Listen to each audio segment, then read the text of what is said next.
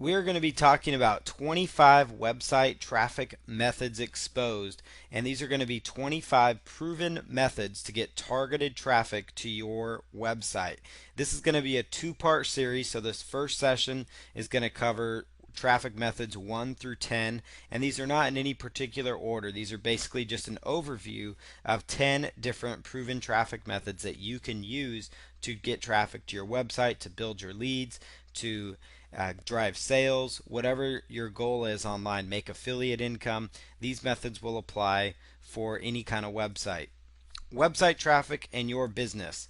Without website traffic, your online business simply will not survive. It's an essential part of your business. You need people coming into your quote unquote store, so to speak. It's just like an offline business. They need foot traffic. You need web traffic. You need browsers on your website. Whether it's your blog, you're trying to build leads up, whatever the case is, your business needs web traffic.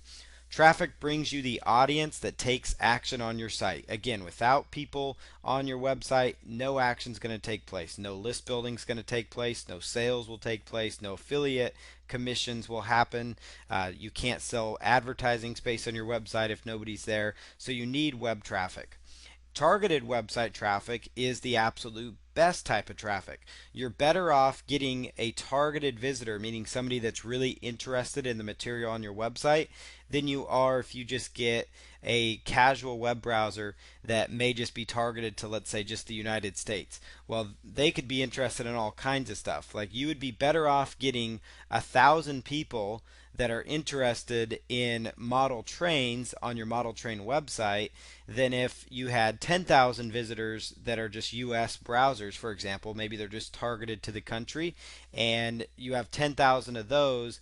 You're going to get much better result from the 1,000 people that are model train enthusiasts. So you don't necessarily have to have, it's not about having the absolute most traffic, but it's having a good amount of targeted traffic. That's going to achieve the results that you're looking for. One thing with traffic that's really important is you do not want to put all your eggs in one basket. And when I say that, I simply mean you don't want to focus on too many website traffic methods at, or you don't want to, what you don't want to do is you don't want to focus on one in particular traffic method.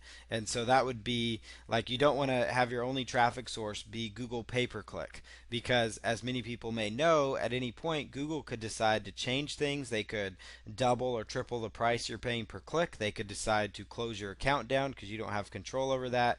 A variety of reasons could be a reason here. So you don't want to put all your eggs in one basket. You want to focus on a variety of traffic methods, which is why over this two-part course, we're covering 25 traffic methods and giving you an overview of each method, what it entails, and what you can do to start generating traffic. So you want to focus on a variety of traffic. Rely on traffic from multiple sources around the web. That's going to help sustain you if, let's say, pay-per-click goes down, but you have links coming from press releases. Maybe you have banner ads going out there. You have solo ads. You have a variety of different other methods like SEO or blogging and different things that are funneling traffic to you. You want to be consistent with your traffic efforts. That's so important. Remember that content is key to any traffic strategy, and I will talk about that as we move forward. But really, to get any kind of sustainable, good traffic online, especially nowadays in such a social world and a world where people are seeking information, you need to be producing good, solid content to keep your audience interested. And you want to be consistent with your content creation and your traffic efforts. The first part before we jump into each one of these 10 methods is to talk about tracking your website visitors. And to do that, this is really important because it's really good for you to know where your website visitors are coming from. And Google Analytics is a great free tool to tell you this type of information. They will tell you how many visitors per day you're getting to your website. They will narrow it down by what keywords they're coming for, what pages on your website are actually getting the traffic or the majority of the traffic, what page people are exiting from. They really give you some really good information. They tell you what countries people are visiting from. Really everything you would expect from a paid tracking solution you actually can get with Google Analytics. And so to set that up, you just want to go to google.com /analytics. If you already have like a Gmail account or a Google account for Google Plus or something like that, then you're already set up. Basically, you'll just go to google.com analytics and you'll go through the steps to set up your first website with them. You could also use inside your control panel if you're using HostGator. Bluehost also has this. They have a similar type control panel. A lot of the major web hosting companies have web tracking already actually built in as well. There is something called Webalizer or AW Stats or AWStats, depending on how you want to pronounce it. But there's Webalizer or AW Stats, and this is from your website's cPanel. So you can actually find that inside your web hosting control panel, and this is kind of what they look like. You'll see the arrows pointing to Webalizer and AW Stats. You can actually click there and it will tell you similar information from what Google Analytics tells you. I actually recommend you consider using both because they're both going to tell you different kind of intel. Webalizer and AW Stats most of the time are automatically already set up to work. So if you forget to do Google Analytics right out of the gate, you could turn to these two solutions to see what kind of traffic you're getting. And I would compare the three of them actually because they will give you slightly different results, but it's going to give you information that maybe the other one might be lacking. So tracking your visitors is super important because that's going to tell you, are the methods you're implementing working? Is the content you're producing engaging to where people are wanting to stick and stay on your website? And also, most importantly, what are your traffic numbers? Are they improving? Are they going down? Do you need to do more of a certain thing? Those types of things is what you're going to want to be looking for. You also want to look at keywords. These tools will tell you what keywords people are looking for when you're actually tracking your website visitors. So they will give you some really good intel to look at. So here's some proven website traffic methods. These are the 25 methods we will cover over this two-part series. The first one is search engine optimization, or SEO as some people call it, and I'll go into detail on each one of these. Facebook, absolutely huge amount of traffic is available on Facebook. Pinterest, it's a new picture sharing type website for pin boards, and I'll explain that. Twitter, many people know what Twitter is. Pay-per-click ads, so like the ads you see in Google. Paid banner ads, advertisements that you would place on targeted websites.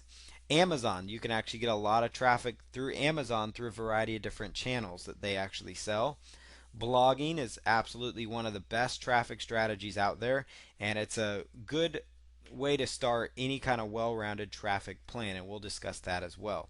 RSS submission, so submissions of your blog's RSS feed. RSS stands for Real Simple Syndication, and you can actually syndicate your blog post to many different blog directories, and that will really help boost you up in the search engines. Forum marketing, that is another thing.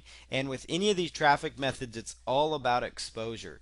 So the more of these methods you can implement or that you can zero in on, like I talked about, you don't want to have all your eggs in one basket, because if one traffic method fails, like I know a lot of people that SEO was their main focus. That used to be where I was at. They focused completely on SEO, and then all of a sudden Google changes their algorithm, and next thing you know, they have next to no traffic because all they focused on was just getting the higher search engine ranking instead of focusing on having a variety of sources funneling traffic to their website. So it's all about getting exposure. The more places you're found online, the more times people are going to see your website and potentially visit it. Q&A websites, we'll talk about that in part 2. Press release websites, online classified sites, directory submissions, social bookmarking, article submissions, guest blogging, Web 2.0 sites like Squidoo, Hub Pages, you've probably heard of those sites. Old school marketing strategies. These are old school marketing strategies that work in your local community for getting website traffic. These are methods that have been around for ages, even before the internet, and I'll talk about how to utilize these to get people onto your website. Solo ads, that's a really good quality traffic source depending on the niche you're in. Joint ventures, absolutely by far the best way to get website traffic. Blog commenting, that's a big one. Viral reports, so like creating viral reports. And then video marketing is another outstanding website traffic method that is really only getting bigger and bigger, and more people are interested in video marketing. And then there's document sharing websites as well. So traffic method number one is SEO, or search engine optimization. It's working to improve a website's position and visibility in the organic, unpaid search results. That is precisely what SEO stands for. That is exactly what it is, and probably the best example I can give. The higher the rankings, the more targeted traffic you will end up receiving. Target keywords that will send you the right kind of visitors. That's really the most important part. So anytime you're doing SEO, it's basically working on your website. So it's cleaning up certain elements, and I'll talk about what to fix. The goal here is to improve where your website is positioned. If it's on page 5 of Google, you're not going to get a lot of visitors. So your goal is to get to page 1 and 2 if you can. You want to improve it as much as possible, your position, because that's going to give you more overall exposure for targeted keywords. And a single website can actually be found in the search results for hundreds of different keywords. It's entirely possible, which is why it's so important. And you don't want to focus on just one main keyword. It might be better off for you to get ranked for 100 really targeted type keywords. Maybe don't send as much traffic, but they send you a lot of targeted visitors that are really interested. So the higher the rankings, the more traffic you receive. It's simple as that. And you want to target keywords that send you the right kind of visitors. So when we're talking about keywords to focus on with SEO, you don't want to in particular focus on, let's say, weight loss. That's actually a pretty broad keyword phrase. But you may want to focus on something like weight loss, or let's say diet. In the weight loss niche, you could have dieting, and you could have inside the dieting market, you could have something like the fruit salad diet or something like that. You get the idea. There's the Atkins diet, that was a big deal. Atkins diet tips. Under weight loss, you could be covering fitness. You could talk about all kinds of different fitness methods. There's everything out there, from CrossFit to different types and styles of workouts that you could really be focusing in on if you're selling that particular information. So there's a lot of different keywords and niches within those broad niche markets. And so that's going to be what we talk about here, is how to narrow those down. SEO really begins with proper keyword research. And to do your keyword research, I recommend the Google AdWords keyword tool. And you can get to it from adwords.google.com/letter O keyword tool. And you can actually just do a Google search for Google AdWords keyword tool as well. The SEO Book keyword tool. SEO Book is actually a really good website to really get a lot of really good SEO intel, and it's a really good website that lays out the basics of SEO, and it's been around a long time. The guy Aaron Wall that's created it is just an outstanding authority on SEO, and he keeps you up to date on the latest changes. And you can actually just type in SEO Book keyword tool. These are two keyword tools. They're going to give you slightly different variations in results and intel on certain keywords, but they're really good for going in there and searching for proper phrases, like starting off with weight loss, but then under weight loss you're going to find all kinds of different methods. Fitness, under fitness alone, which is under weight loss, you've got fitness for senior citizens, fitness for pregnant mothers, you've got fitness for people trying to lose weight, fitness for people trying to get in shape and better heart health. You've got all kinds of things just under that, and then under workouts for pregnant women, there's a pile of other different keywords that you could be targeting. And so the point here is you want to target as specific keywords as possible, but you want to also be targeting keywords that will actually send you some sort of website traffic. SEO includes making, again, changes to your site to help search engines find and display your content to their users. That's, again, what it is. And so that's where the keywords come into play as far as having your right keywords. A really huge growing factor, and this is something you really want to make sure you listen into, is SEO is social signals. And that is stuff, links from Facebook, mentions of your brand on Facebook, Twitter, LinkedIn, Pinterest, Google Plus is a big one, and we'll talk about that as we move forward, but that's becoming really huge. You also want to get quality backlinks and content distribution. It's not like it used to be where you would want to focus on getting several several hundred backlinks or whatever, you might be better off getting 10 really quality backlinks from either guest blogging or distributing your content to popular websites. So it's really going to be a method where you're going to really focus in on creating quality backlinks to your content. So the first part of SEO is start with on-page SEO. This involves changing the HTML coding, which is the title tags and meta description. That's really where you're going to want to focus your efforts and attention on. This is how content is worded and displayed. So that's your title tag. You can see here in this example below here, you'll notice in Google, I typed in the phrase dog training collars. And one of the websites that came up was this website you see from PetSmart, this page from PetSmart. And you'll notice in my tabbed browsing here, in the top right corner, right where that arrow is pointing, that is actually where the title tag displays. So if you're looking at your website right now and you are looking in your website's browser, you would actually see inside your web browser, you should see at the very top there a set of keywords, or at least the first part of your keywords that you're targeting. And it should go from left to right. Just like you read, that's how the search engines read, and that's how they put weight on certain types of content. So dog training collar is the first thing that they are actually seeing right there in the search engines. So that's really a really key part of SEO, is make sure your keywords are in the title tag.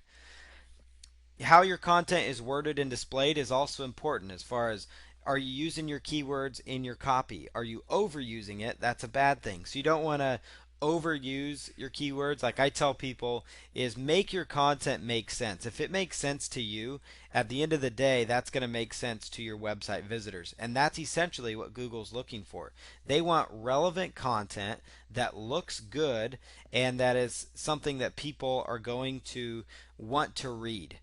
The structure of your content and interlinking. So when you're on your website, how your content is linked together. Are you linking off to additional resources and posts within your site? That's really important, because that actually lets Google see that you have other important content pieces. So let's say you're doing a blog post or a write-up about travel tips, 25 hot destinations for travel, or something like that. You're doing a really nice article that's going to get shared and a lot of attention.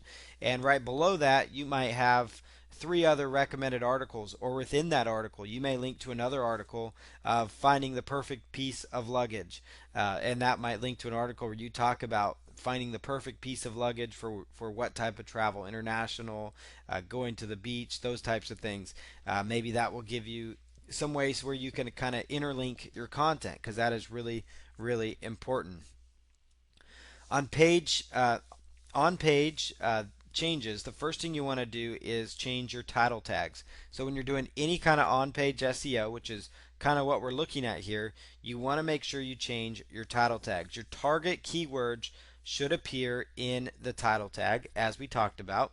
Target keywords should be in the title tag. So just like this example below, where the arrow's pointing to dog training collars, that's what you want to see in your web browser. If it's not there, you need to make sure you adjust that.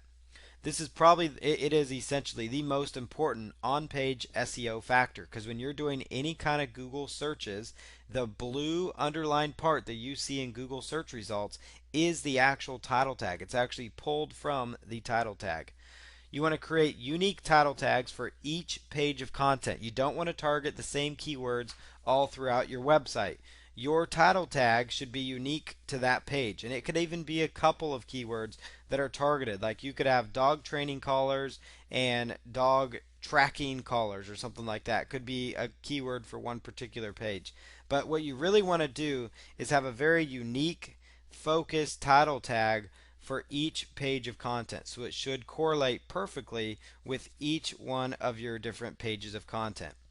You want to have no more than 70 characters and keep your site branding for the very end. So you want to tell the search engines right off the bat, left to right, your most important keywords, which in this case would be dog training collars, and then at the end you could do dash your website name.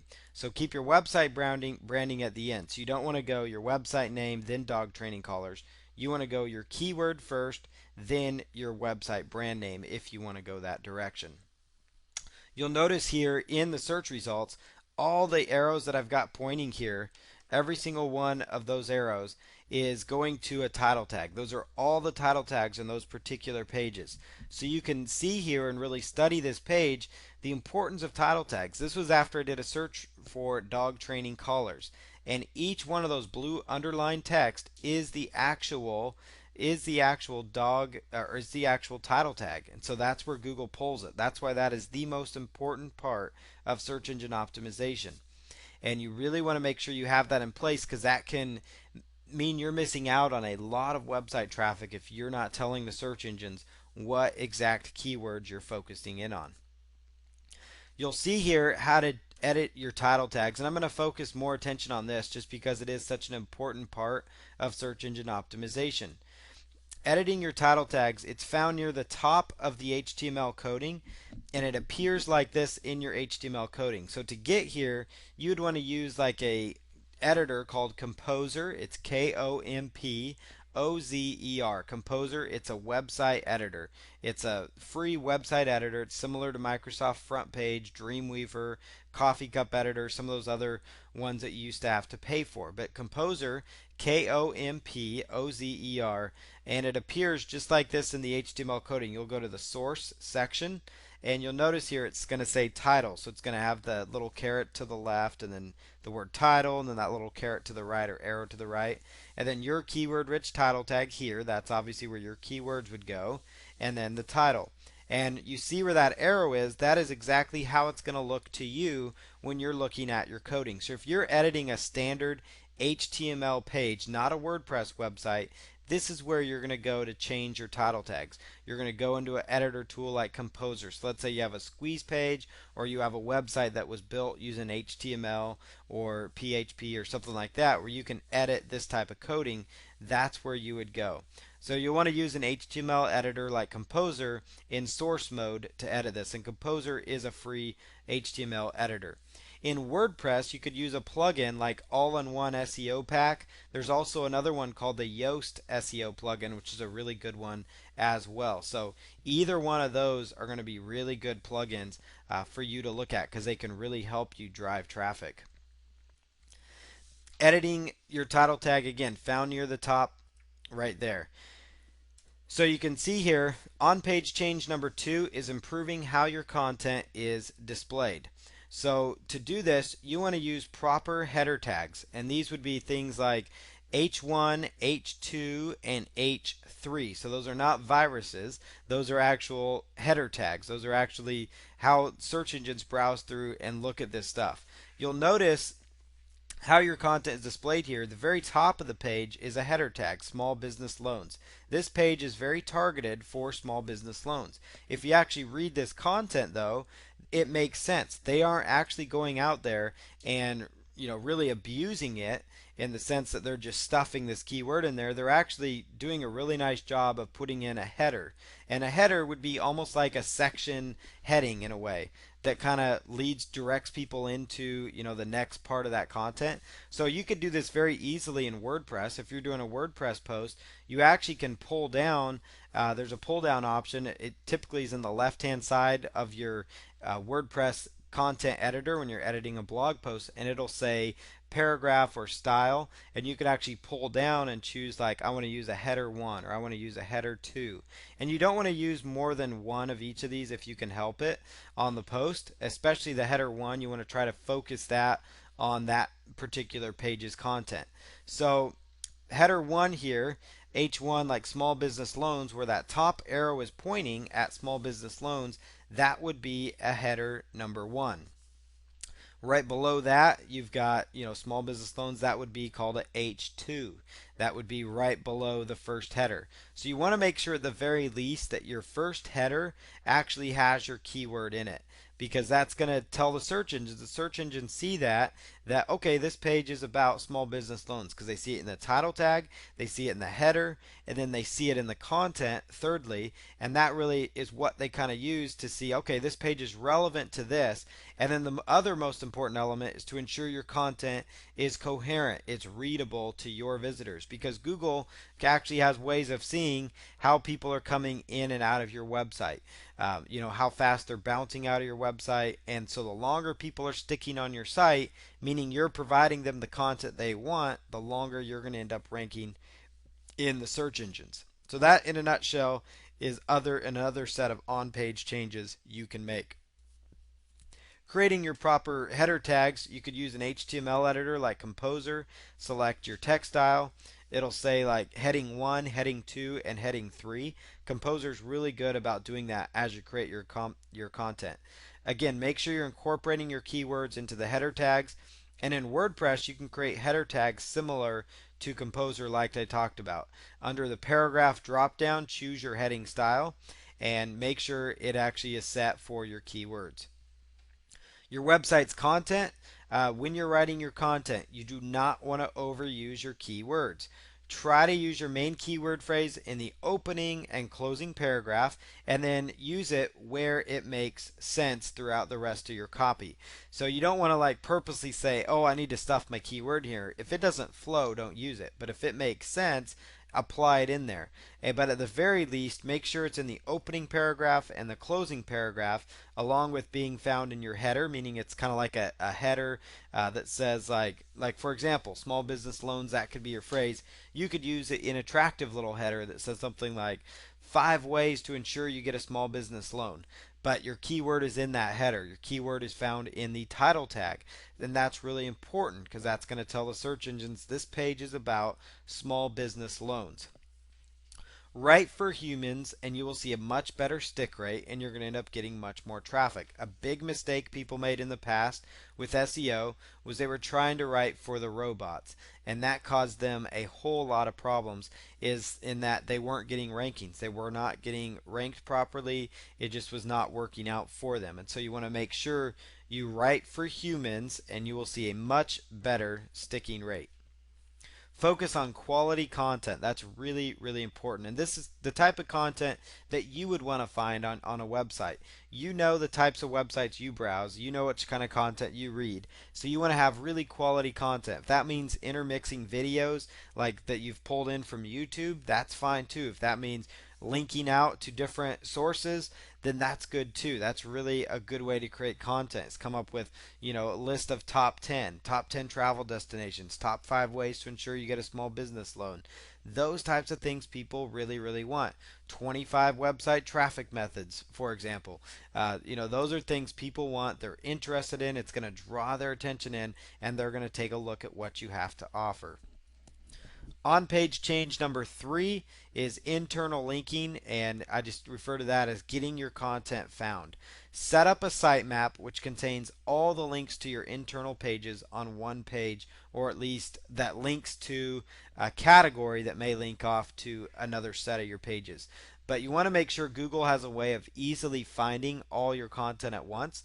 Generally, sitemaps aren't going to be used by casual website browsers, but some people will. But Google, Yahoo, Bing, the major search engines, you want them to find that because you want them to be able to easily find all your content. And that's a nice thing about using a WordPress site, is there's plugins that create your sitemap, and they do a really good job with the RSS, or real simple syndication, of actually already having that built in, so it kind of helps let search engines know when your content is brand new. If you're using WordPress, you could use the Google XML Sitemaps plugin. That's a really good way to ensure your content gets found rather quickly. Use text-based links when linking internally to your pages. So that means you don't want to use links that have JavaScript or are hidden behind Flash. You want to try to avoid using image links. So you don't want to put like an image that says click here. You want to actually write the word click here. It used to be in the past that when you would link to different internal pages, you would want to try to use the keywords that link to that page, but that's kind of lost its luster because a lot of people spam that. And so simple things like, click here and discover how to do this, that's fine too. Interlinking your keyword if it makes sense there, that's okay too. You just don't want to over abuse that kind of strategy. Don't link through, again, JavaScript links, images, Flash, those types of things. Need to be text based links, meaning it's just a text like you're seeing on the screen, but that would be a link to your page.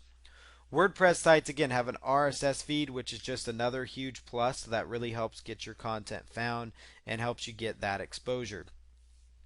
On page change number 4 is improve your site's page speed. That's another thing that really will help enhance your overall search engine optimization efforts.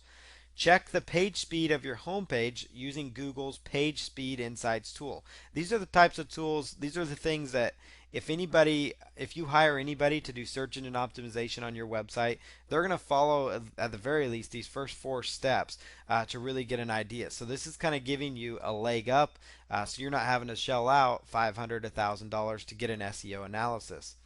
You can run a search excuse me, on the page speed, you can run a search for Google's Page Speed Insights tool, and that will actually tell you where your site could improve. Like maybe you have too many images that are loading, and that tool will really give you some insight as to where you need to improve things. Other important SEO considerations is you really want to incorporate social sharing buttons on your site. I told you that social signals are becoming a huge factor in where websites rank and how they rank. You want to include at the very least Google Plus, Facebook, and Twitter buttons.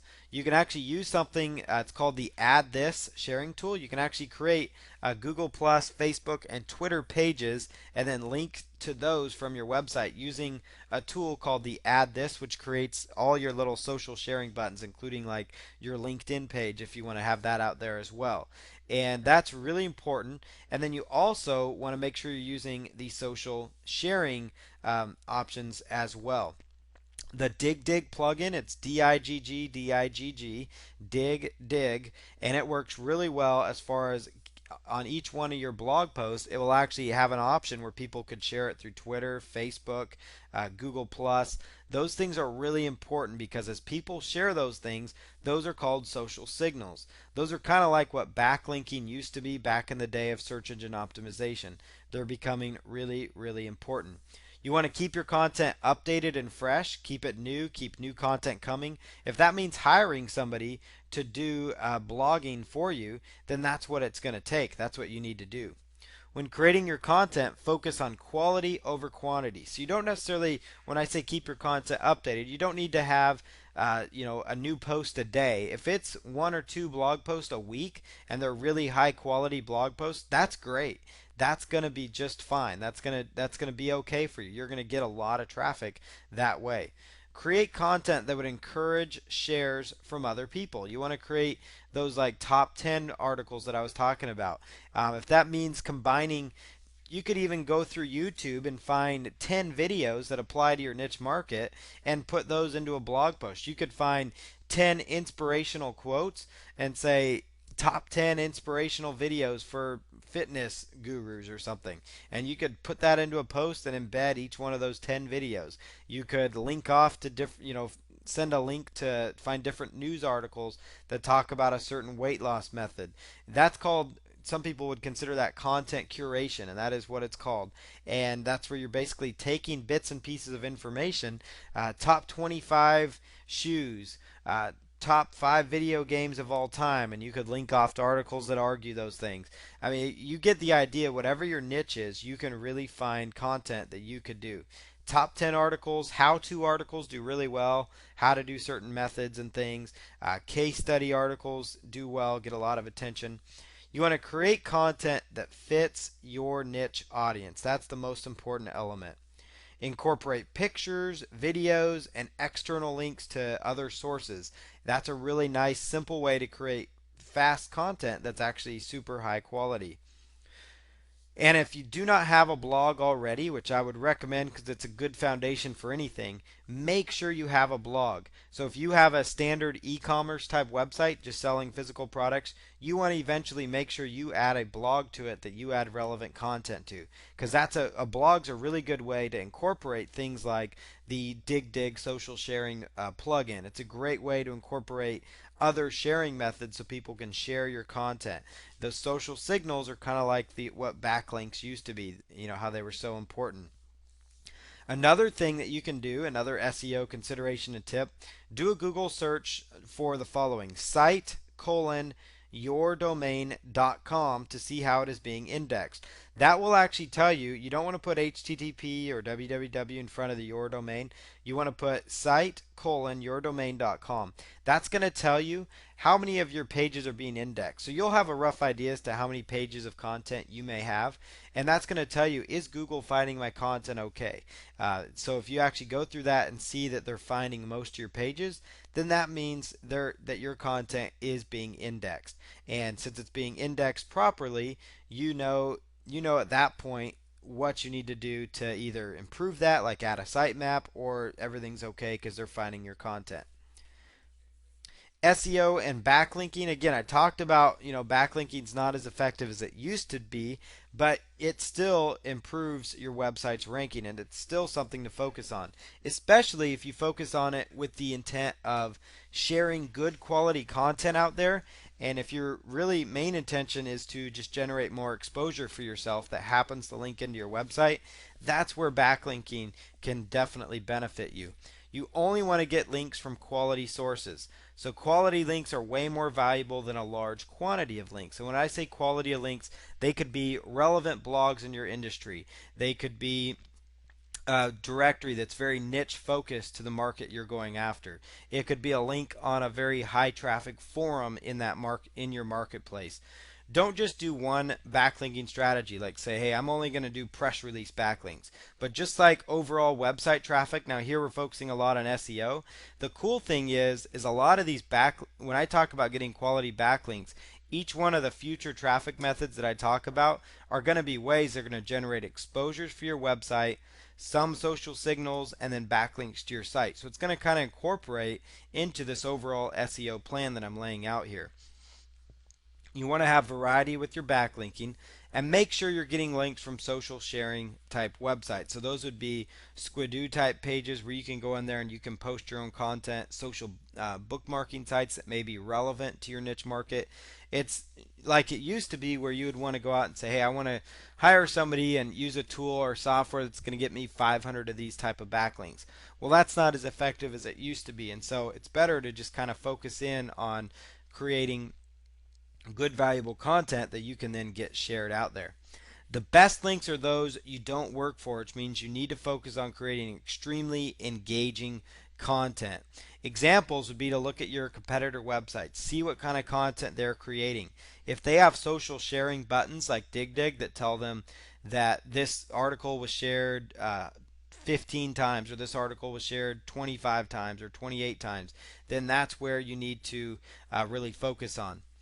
Content distribution through article distribution, press releases, videos, it's still an awesome way to get backlinks and ultimately exposure. Even though those backlinks may or may not enhance your search engine positioning, it's going to increase your your following online. It's going to drive people in from video sites, from press release sites, from those high traffic article sites, and it's all going to be focused on content that's driving people to content and traffic within your niche. And we'll talk about each one of these methods in more detail, most of those in part 2, especially articles, press releases, and videos. So that was all we have for SEO. There's a whole lot more to it, and this whole course is intended to be an overview of these different traffic strategies, but also give you enough content to where you can be dangerous with these methods. So now we're here with traffic method number 2, which is Facebook.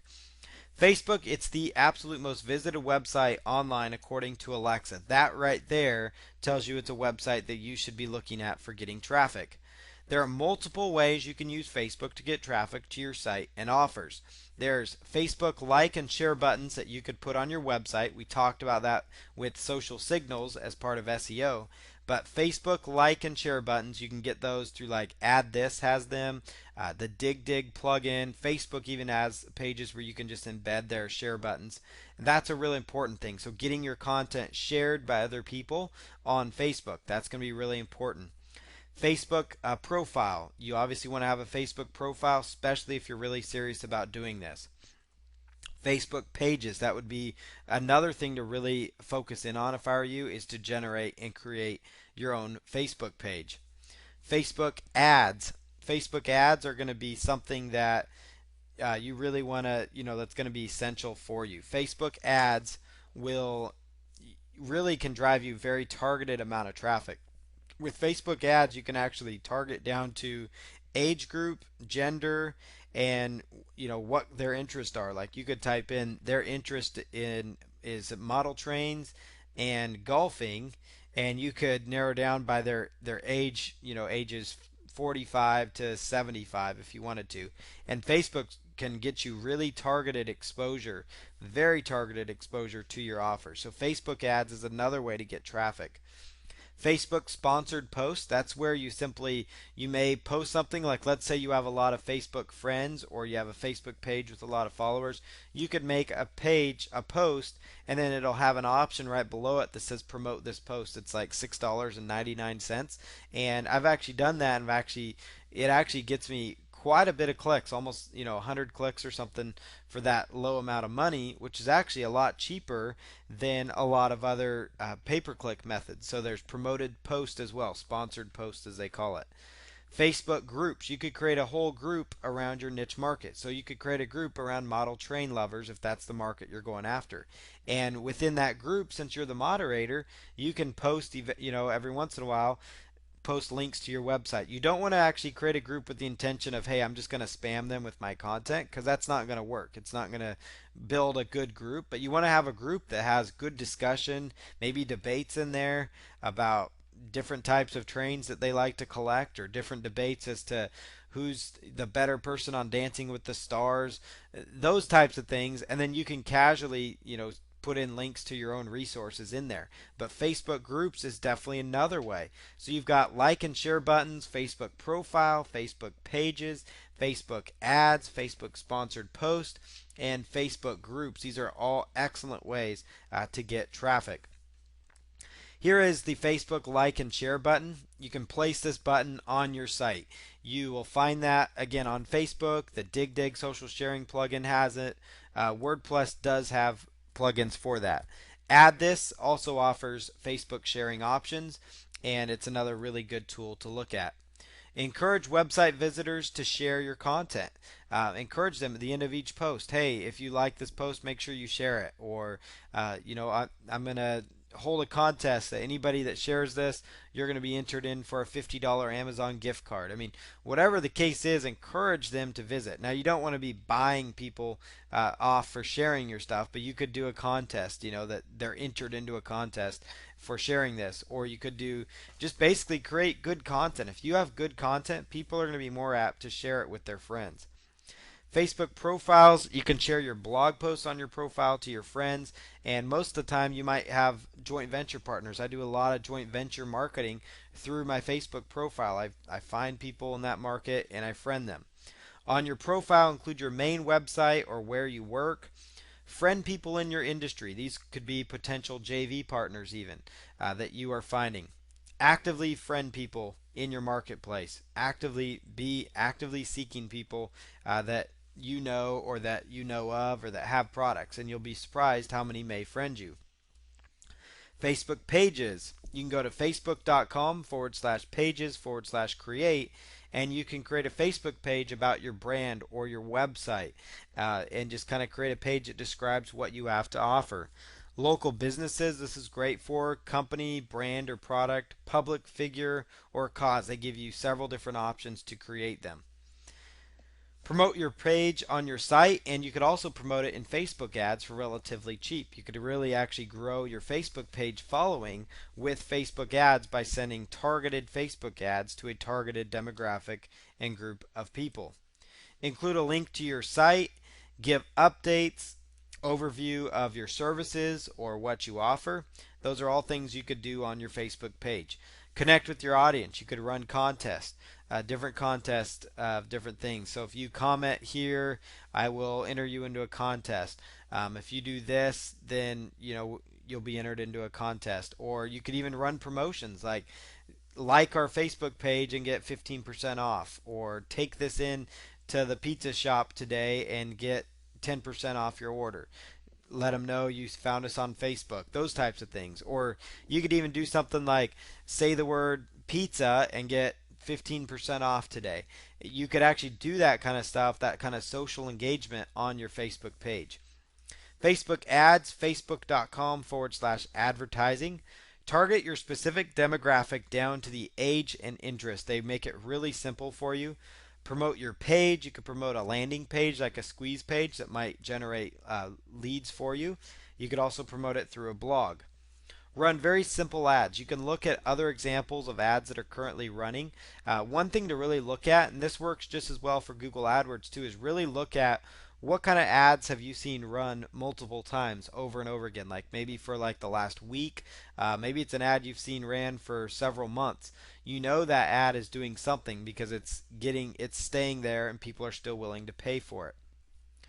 Traffic method number 2 is Facebook sponsored post. You'll see here in that link, you can actually, after you make a post, and you want to make sure it's a post that maybe promotes like your joint venture page if you have a targeted following, maybe it promotes your product, but you want to click on that to promote that particular post. It'll show up higher in your friends' feed, and if you have a targeted following of friends, that's where you could go. Facebook groups. You can go to facebook.com/about/groups. You could create a group to bring people together around your niche market. For example, people interested in real estate investing, improving their putting, getting more search engine traffic, being a better parent, healthy eating group.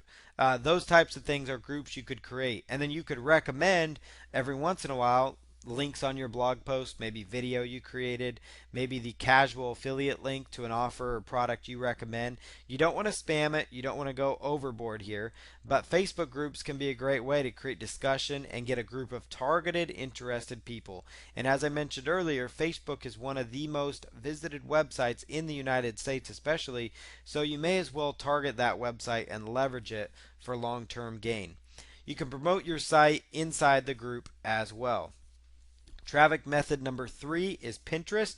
Pinterest is a pinboard style photo sharing website.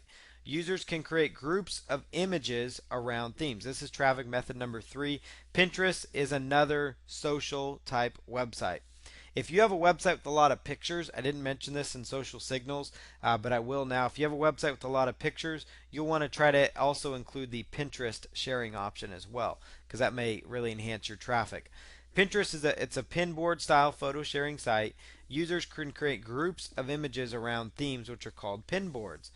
You could create a public pinboards that are focused around your niche. You could create a pinboard that's focused around border collies or puppies, for example. If border collies is your niche, or puppies are, or you're in the dog market, like let's say you're selling pet products, then you could create different pinboards around different breeds of dogs or different breeds or types of cats.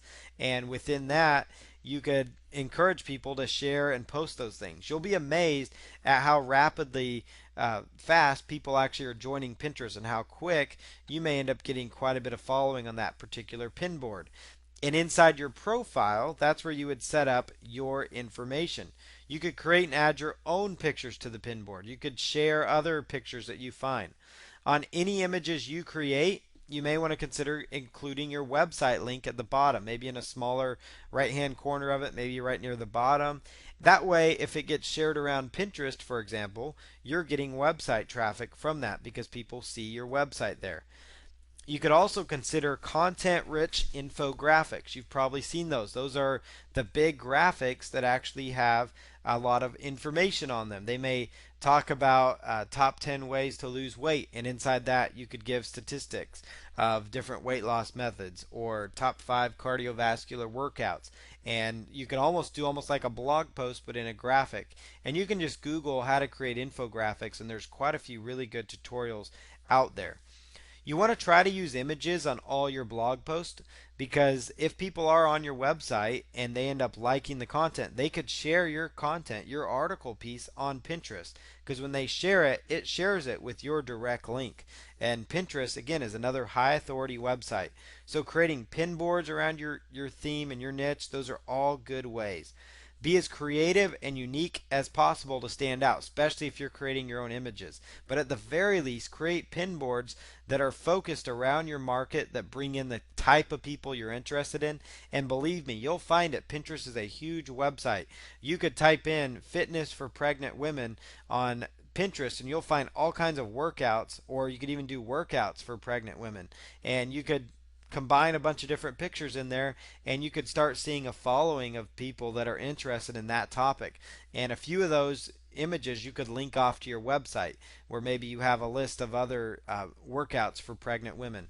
Or at the very least, you could also focus in on your profile. Make sure when you set up your profile that you include your website link because with your pictures they'll actually have your little icon that shows, hey, this was shared by John Smith. If they click on that, look at your profile, they'll see your website. So it's another way to get that. So make sure you're including your website link on your Pinterest profile. And here's an example of what it looks like. You'll see this one here, fun border collie puppies.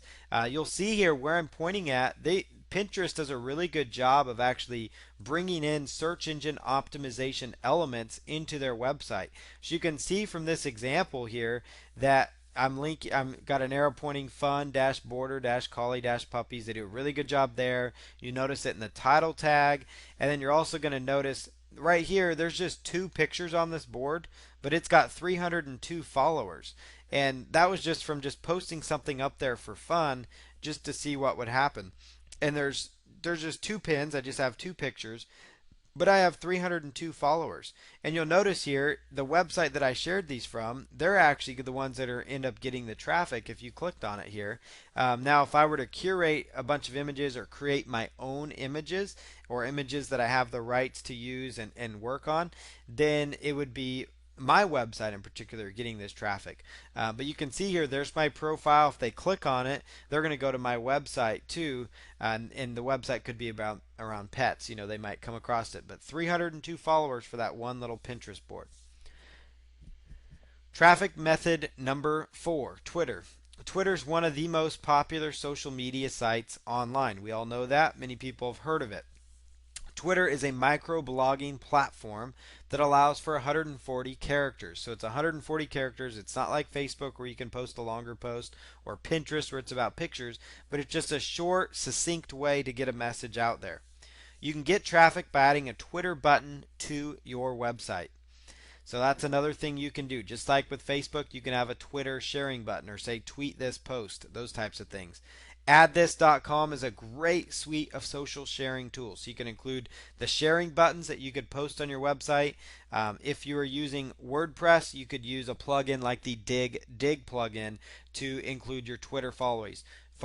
Twitter is really important. Twitter, you want to increase your Twitter followers, and you can get Twitter shares or tweets of your post. And that's actually the element that Google considers a social signal. For each time somebody shares your post, that is considered a social signal. And so with Twitter, you want to have as many of those as possible. So that's why you want to include things like the Dig plugin, the Add This, social sharing tools. You want to also include a link to your websites or your company's Twitter profile or your own Twitter profile. And make sure you're setting up your own profile for you or your company or both. Have one for your company and have one for you, depending on how you do it. Follow like-minded people in your niche. You can go to Twitter and you can go out there and you can find the go-to experts in your market and start following those people that follow them. You know, whatever niche market you're in, who the big players are. So go to their Twitter account and actually look at the people that are following those big experts and just start following them and go by Twitter standards. You don't there's a limit, and it varies by different accounts. So you maybe want to follow maybe 25 or 50 people the first day and then just kind of gradually grow up. But the more people you follow, you're going to start getting followed back. You may only get half of them to follow you, but let's say every day you follow 20 people. Well, you get 10 new followers a day if only half of those start following you.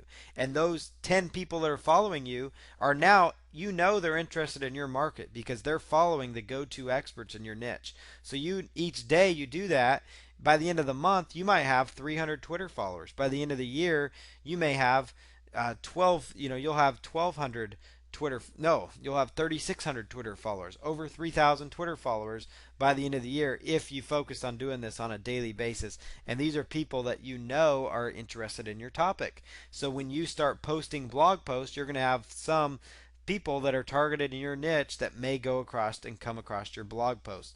Hopefully they'll follow you back. They may or may not. If they don't, you can just delete the ones that don't. There are tools you can actually Google, like Twitter unfollow tools, where you can see if they're not following you back. You can actually just cancel them and quit following them. That way your numbers aren't out of whack on your Twitter account. But that's a really fast way to kind of grow your Twitter following. You could link to your blog post on Twitter. It's an excellent way to get your blog post indexed and to start getting exposure, even if you have next to no followers. And so you want to, at the very minimum, spend 15 minutes a day building your Twitter out, because it's really good for getting social shares and those types of things as well. Give new information and share industry specific content. It doesn't always have to be your blog post. Just give industry specific news and content, launch updates, interesting products, interesting articles. Those types of things are going to get people interested in what you have to offer. Interact with people that follow you.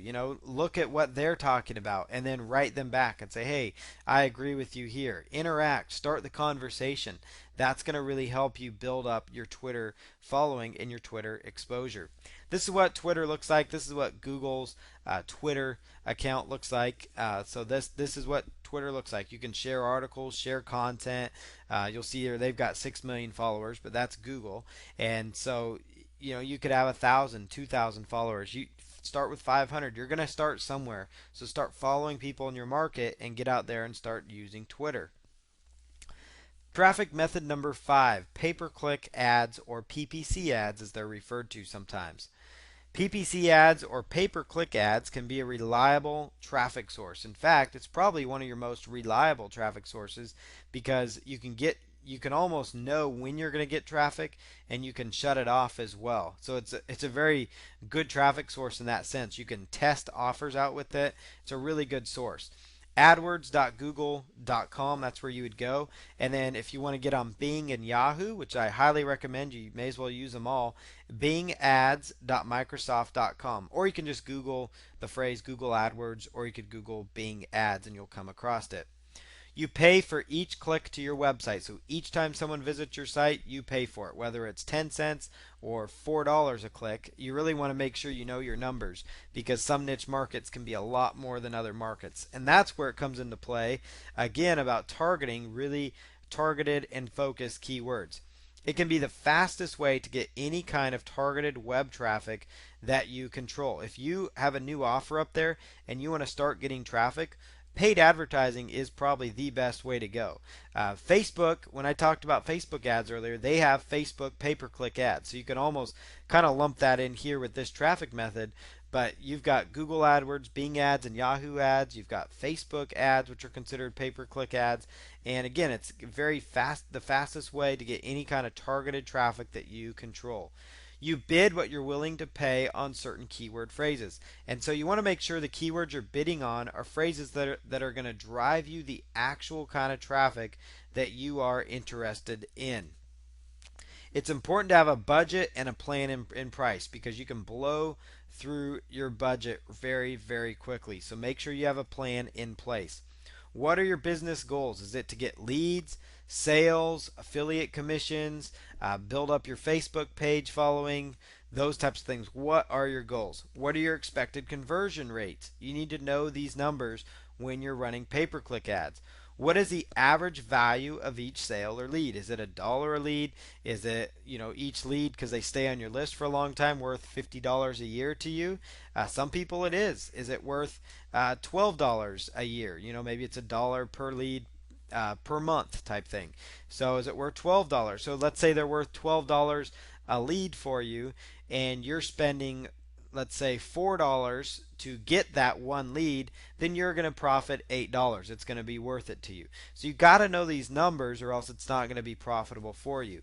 How much are you making on a commission? Are you making $25 per sale when you sell this product, but it's costing you $28 to get that one sale? Well, that's not a good return on your investment.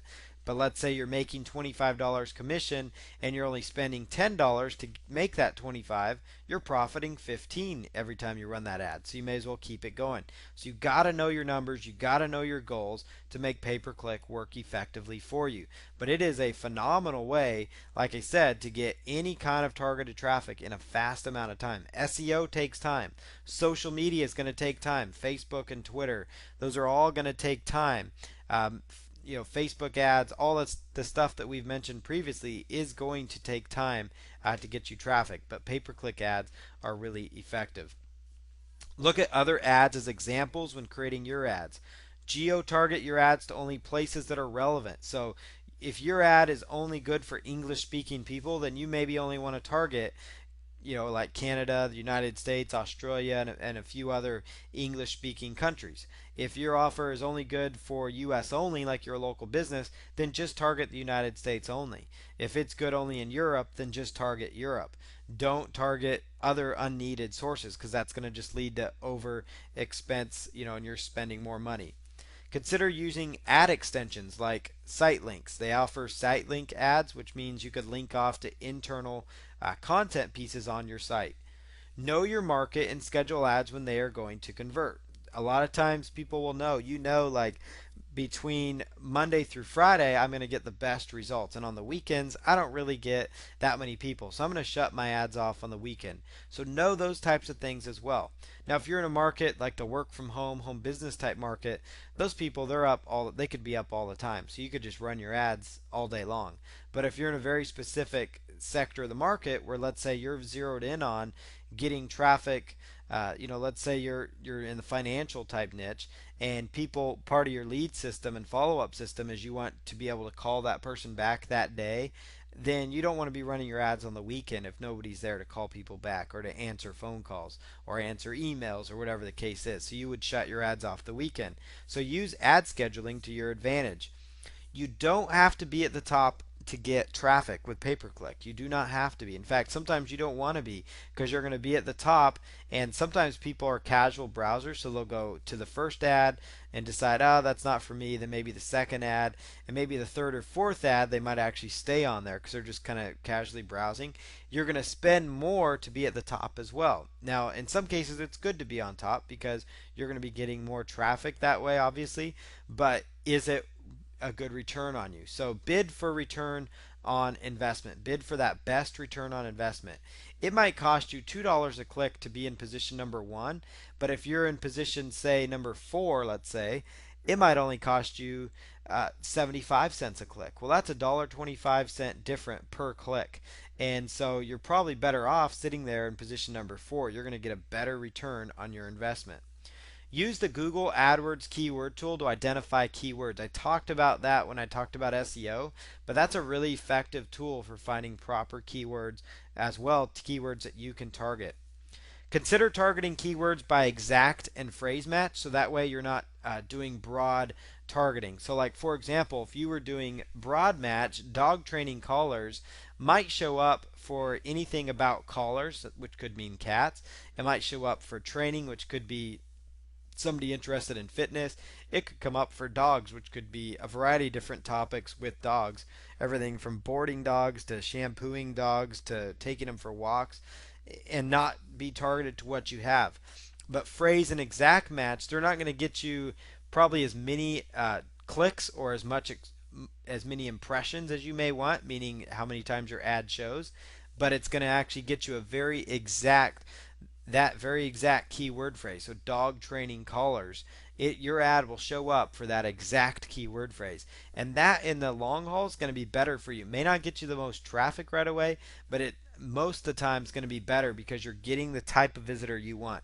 You're getting people that typed in dog training collars to your dog training collars page. You've got phrase match, which is where you put your keyword in quotes when you're actually inputting your keyword. And then exact match is where you put your keywords into the brackets when you're actually doing the targeting of your keywords as you set up your Google AdWords account. And this is mainly something you see in Google AdWords. Bing ads and Yahoo ads do have something similar that you could consider. This is where pay-per-click ads generally show up in case you're wondering, and this is where I would go to identify what kind of ads do you see running in your market. Like I typed in the phrase pet feeders here, and you'll see there are the ads that I'm pointing to, you'll see several different links here. You'll see within the pet feeders there, it's usually at the top of the search results and then the right hand side. And then Google's actually done a really nice job of incorporating sponsored listings in with shopping type keyword phrases. And that's a whole nother realm of pay-per-click ads. Paid banner ads. Have a banner ad created on Fiverr.com for your business. Paid banner ads is just another way to get traffic similar to Google pay-per-click, but you might be buying impressions. So you might say, hey, I'm going to buy 10,000 impressions, meaning your ad is going to show 10,000 times your banner ad on a certain website. Or you could pay per click off your banner as well. Have a banner ad created on Fiverr.com. You could actually have a clean looking banner created probably for about $5, maybe $10 if it's premium. Search for design banner ad. You'll probably find people offering that. You could use other freelancing sites like freelancer.com. And the goal here is to place your banner ads on targeted websites. So you want to place your banner ad on websites that are going to get the kind of traffic you want. So these are websites that are targeted to your industry, to your market. So you're going to place an ad for model trains on a website that might be like a model train magazine type site. Or you're going to place your ads for custom sports apparel on maybe a team website, a website for like team sports for kids and stuff like that. You're going to want to place that ad there because they're going to be looking for uniforms.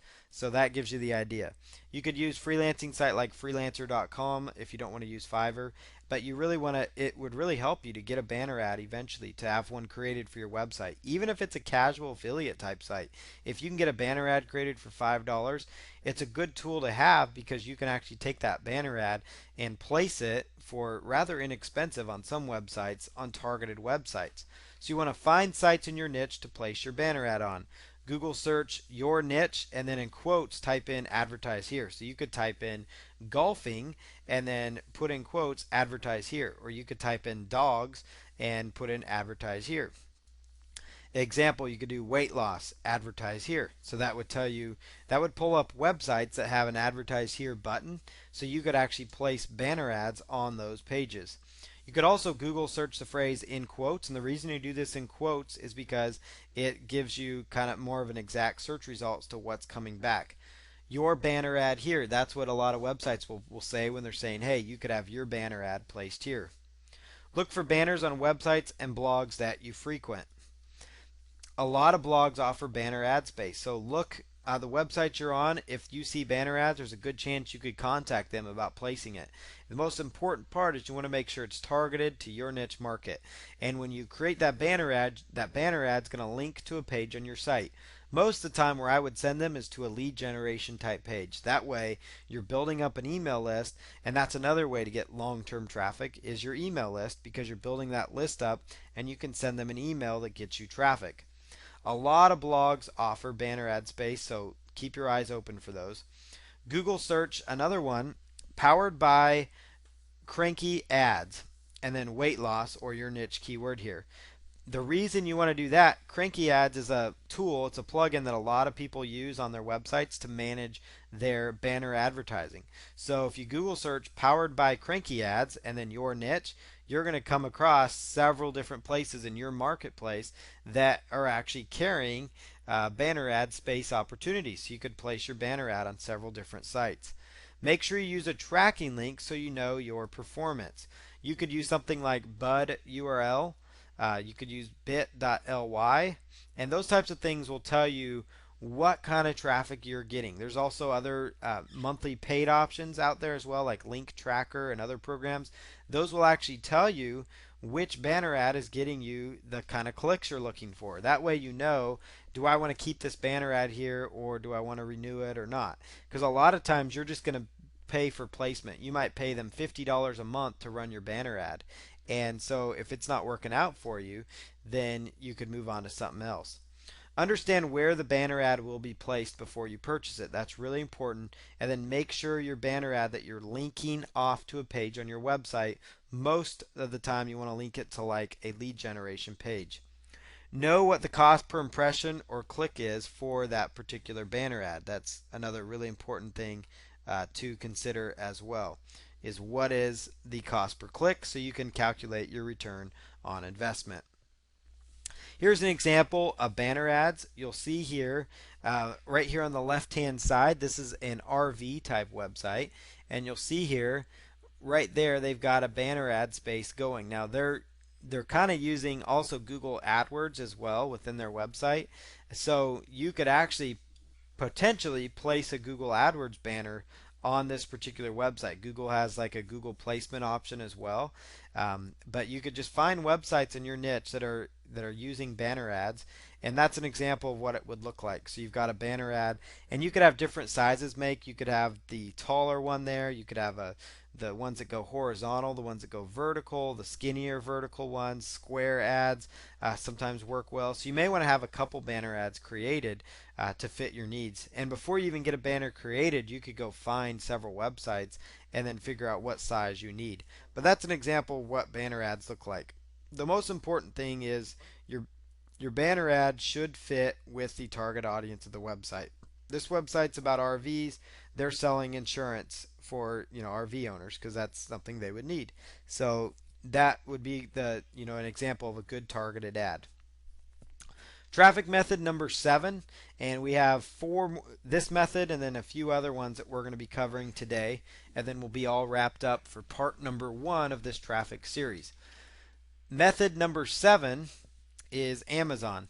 So with Amazon, you can actually several different ways to get traffic from Amazon. You can do fulfillment by Amazon, where you could sell CDs or DVDs like information type products. You could actually create a bunch of them, give Amazon the DVDs and CDs, and then they could actually ship them out for you. And you could be piggybacking off of Amazon's immense search engine and millions of buyers that they have. They have a lot of users, a lot of buyers.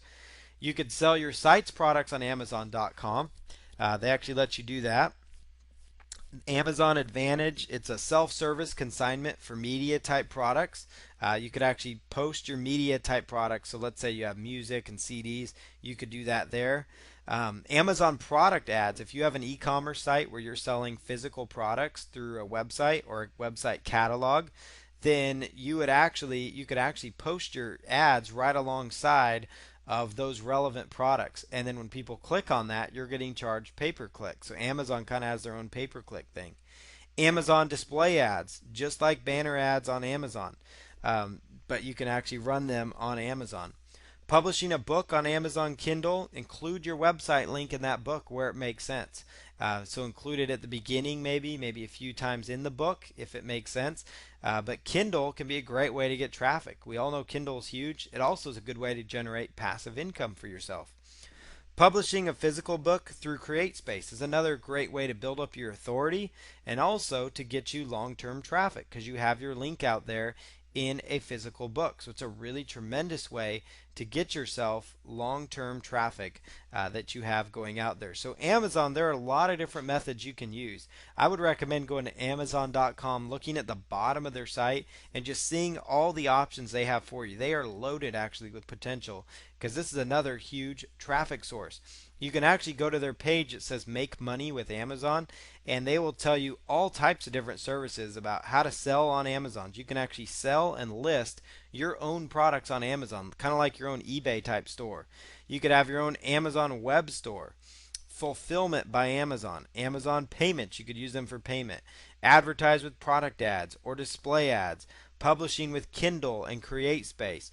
There are just so many possibilities with Amazon that you can use to earn money and also, most importantly, get traffic and exposure from targeted sources. So look at Amazon display ads, Amazon product ads, fulfillment by Amazon, sell your own products on Amazon, your web store, Amazon Advantage, just lots of possibilities to take a look at. So go to Amazon.com, look at the bottom, and take a look at their Make Money tab and see how you can leverage any one of these traffic methods for your own business. Blogging, traffic method number 8. Blogging is one of the best ways to get consistent web traffic.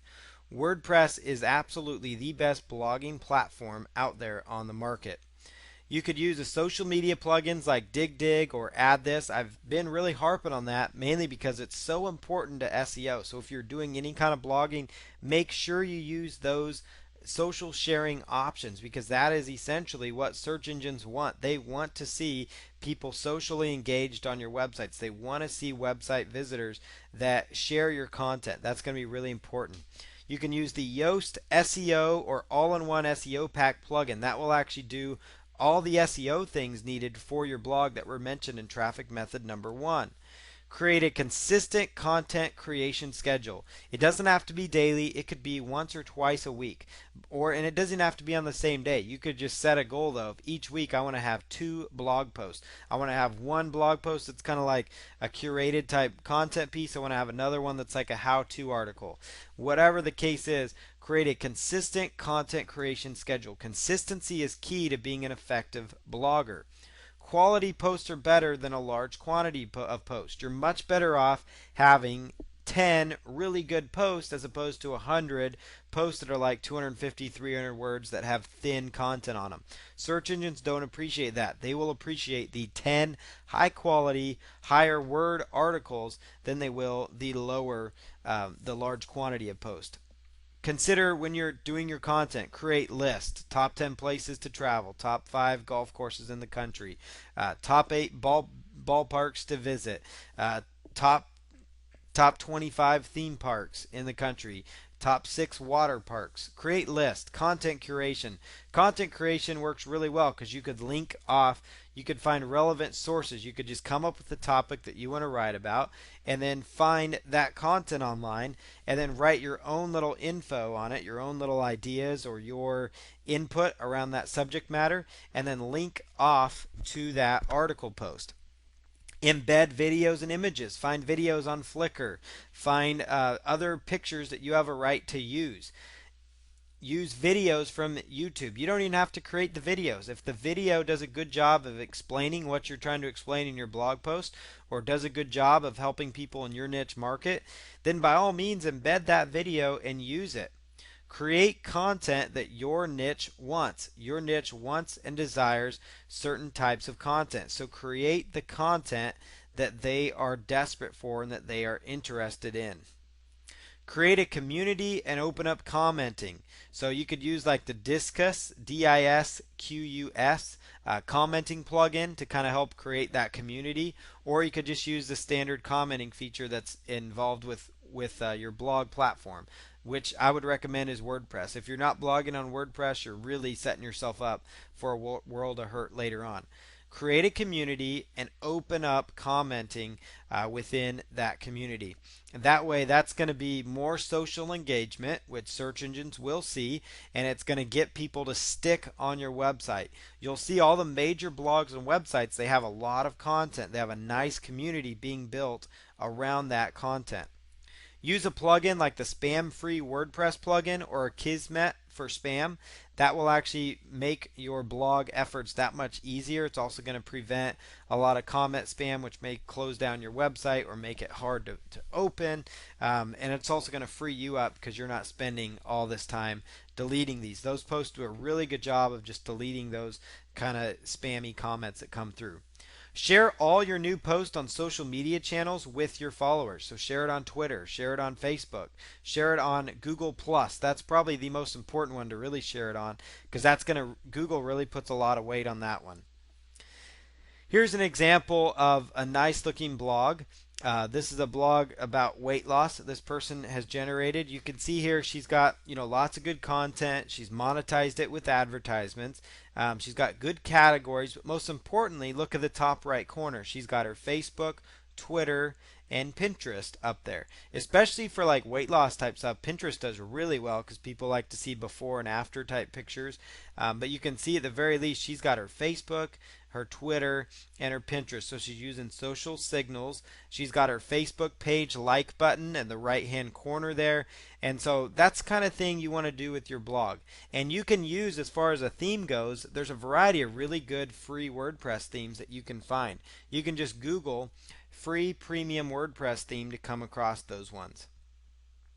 Traffic method number 9. This goes right in hand with blogging. If you're doing any kind of blogging, especially if you have a blog, RSS stands for Real Simple Syndication.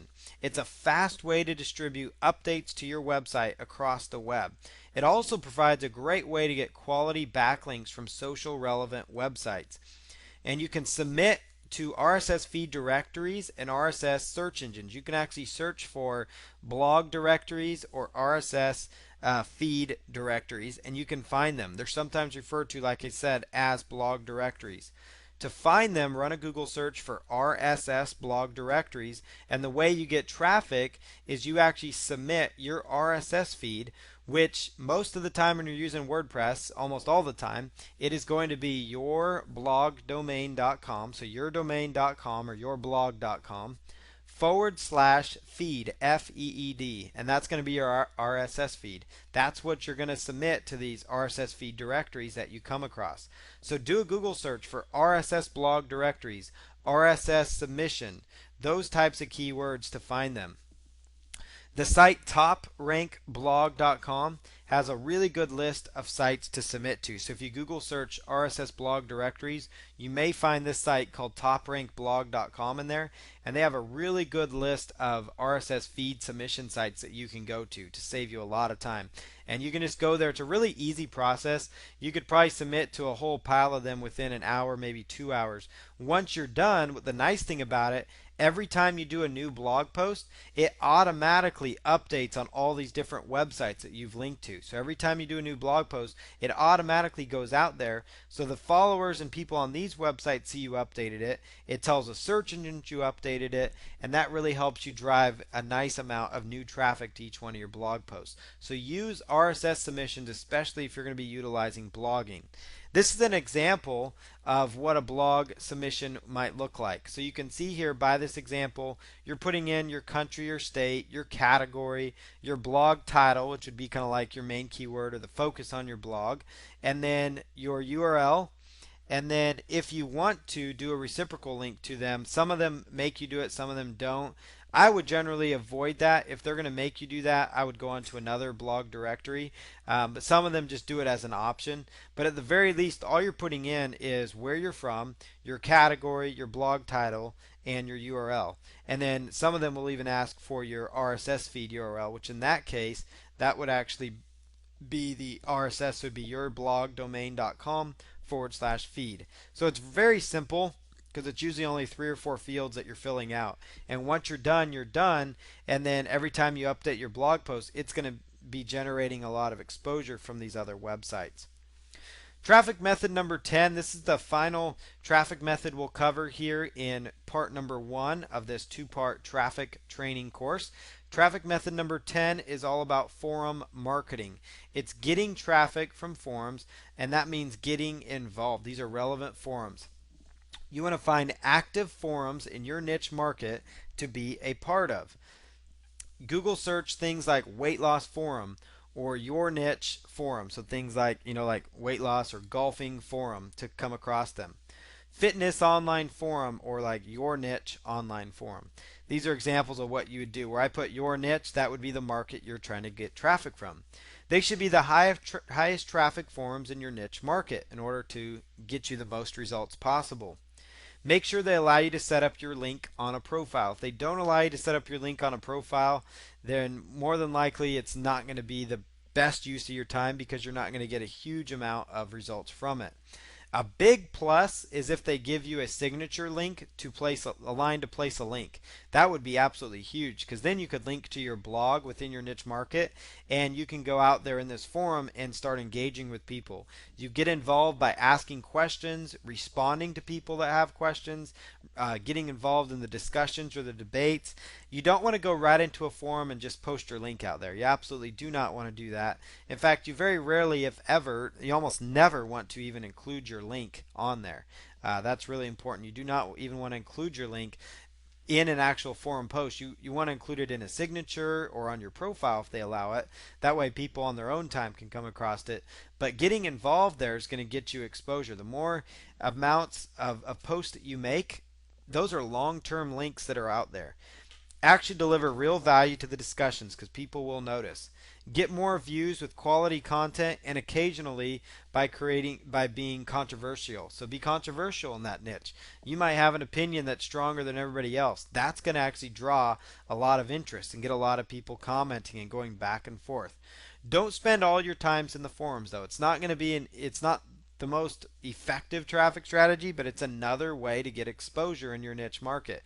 Use your time wisely. Maybe spend 30 minutes in there. It's very easy though to get in a forum and get sucked in for 2, 3, 4 hours, and next thing you know, you haven't really accomplished anything else. But maybe set a timer, 15 minutes a day, 20 minutes a day. I'm going to ask a few questions or I'm going to comment on a few questions. You do that every day, you do 2 or 3 posts a day and you have a signature link on there, then by the end of a month there, you've got 60 posts. By the end of a year, you have 700, 800 blog posts, or excuse me, forum posts that are out there with your signature link on it. That's a lot of backlinks, especially on a targeted traffic source. And that can send you a lot of traffic. So it's all about being consistent, but not wasting your time in there. Maybe set a goal, like I said, of 4 or 5 posts per weekday. Take the weekend off even.